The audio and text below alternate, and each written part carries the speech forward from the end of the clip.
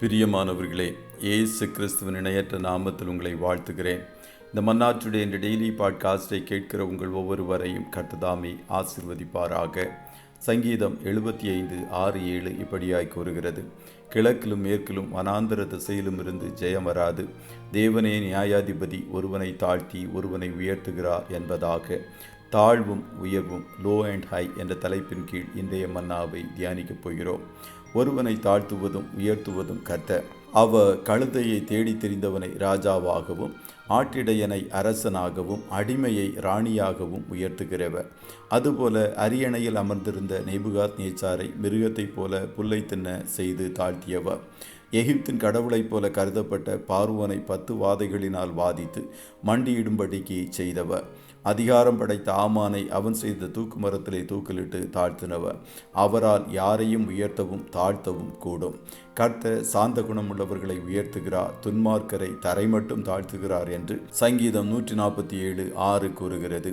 மரியாள் கர்த்தரில் கலிகூர்ந்து அவர் தம்முடைய அடிமையின் தாழ்மையை நோக்கி பார்த்தா, இதோ இது முதல் எல்லா சந்ததிகளும் என்னை பாக்கியவதி என்பார்கள் என்று பாடினாள்.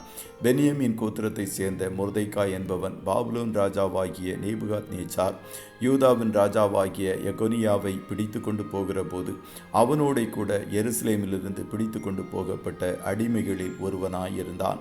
ஆசீர்வாதமாய் வாழ்ந்து கொண்டிருந்தவன் தேசத்தின் தலைவர்களின் பாவங்களின் நிமித்தம் அடிமையாய் சிறைபிடிக்கப்பட்டு தாழ்த்தப்பட்டான்.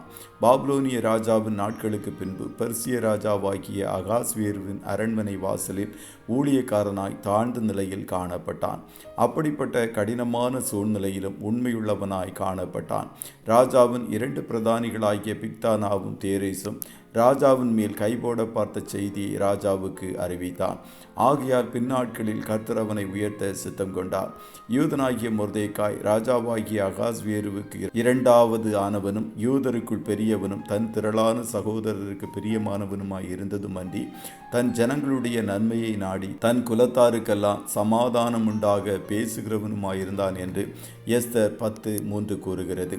கர்த்தருடைய பிள்ளைகளே, ஒருவேளை இப்போது நீங்கள் தாழ்ந்த நிலையில் காணப்படக்கூடும். உங்களுடைய தாழ்ந்த நிலையிலும் உண்மையும் உத்தமமுமாய் ஜீவியுங்கள். உங்கள் உயர்வு கிழக்கிலும் மேற்கிலும் வனாந்தர திசையிலும் இருந்து வராது என்பதை அறிந்து கொள்ளுங்கள். கர்த்தர் பலவான்களை ஆசனத்திலிருந்து தள்ளி தாழ்மையுள்ளவர்களை உயர்த்துகிறார்.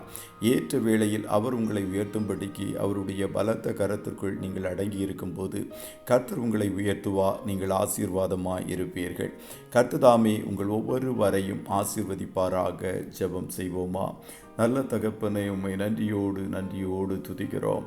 இந்த மன்னாற்றுடைய இந்த டெய்லி பாட்காஸ்டை கேட்கிற உடைய பிள்ளைகள் ஒவ்வொருவரையும் கர்த்ததாமே ஆசீர்வதிப்பீராக. அப்பா, உடைய பிள்ளைகளாகி எங்கள் ஒவ்வொருவருக்குள்ளும் உம்மிலிருந்த தாழ்மையை எங்களுக்குள்ளாய் கர்த்தர் நீர் வைப்பீராக என்று சொல்லி ஜெபிக்கிறோம். நான் சாந்தமும் மனத்தாழ்மையுமாய் இருக்கிறேன், என்னிடத்தில் கற்றுக்கொள்ளுங்கள் என்று சொன்னவர். உம்மை நாங்கள் அனுதினமும் கற்று உம்மை போல ஜீவிக்க எங்களை அர்ப்பணிக்கிறோம். உம்முடைய பிள்ளைகள் தங்களை தாழ்த்தும் போது இவர்களை நீர் உயர்த்துவதற்கு சித்தம் கொண்டிருக்கிறீரே, அதற்காய் கோடி ஸ்தோத்திரம். ஒவ்வொருவரையும் ஆசீர்வதித்து உயர்ந்த ஸ்தானங்களில் ஏறியிருக்கும்படி கர்த்தர் செய்வீராக. கிழக்கிலும் மேற்கிலும் வனாந்தர திசையிலும் இருந்து ஜெயம் வராது.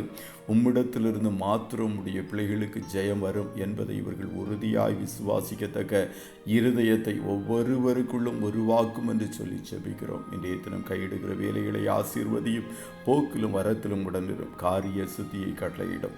ஆட்டுக்குட்டியானவருடைய இரத்தத்தின் பாதுகாப்பிற்குள்ளாய் ஒவ்வொருவரையும் கொடுத்து இயேசுவின் நாமத்தில் வாழ்த்தி ஜெபிக்கிறோம் நல்ல பிதாவே.